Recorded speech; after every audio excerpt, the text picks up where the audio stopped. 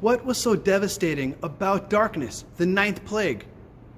There's a wonderful comic strip by Happel Tease that lays out the following scene. Scene number 1, plague number 1. Nile turns to blood, and Pharaoh says, "The fish are dead, I'm ruined." And that really reflects the plagues, how they affected the Egyptians either physically or economically. Except the ninth one, darkness, stands out. The comic strip has Pharaoh responding by saying, "Ow, I stubbed my toe."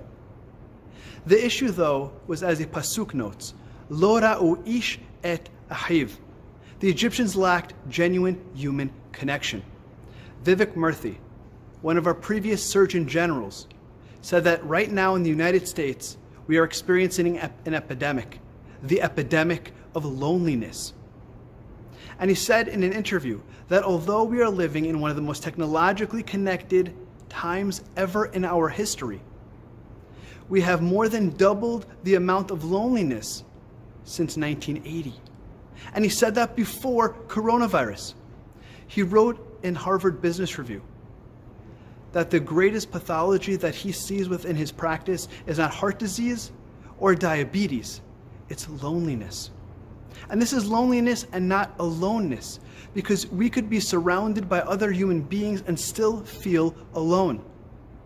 The age bracket for whom we would think is the least lonely actually is the most lonely. Those between the ages of 16 and 24. It was found that they experience up to 40% loneliness. 40% of those within that bracket who are surrounded by people all day long in school and university experience loneliness. Because it's about not feeling understood, not feeling really seen, and lacking genuine human connection. Because how many of our connections are really just transactional? When we ask somebody how they're doing, we really just want something from them. And we really know that. That's why we say, "I'm fine," and move on with the conversation. But what ends up happening by the end of the day, the week, and the month, if we are not actually connected, we feel lonely. And we're just perpetuating this epidemic of loneliness. But the solution is so simple.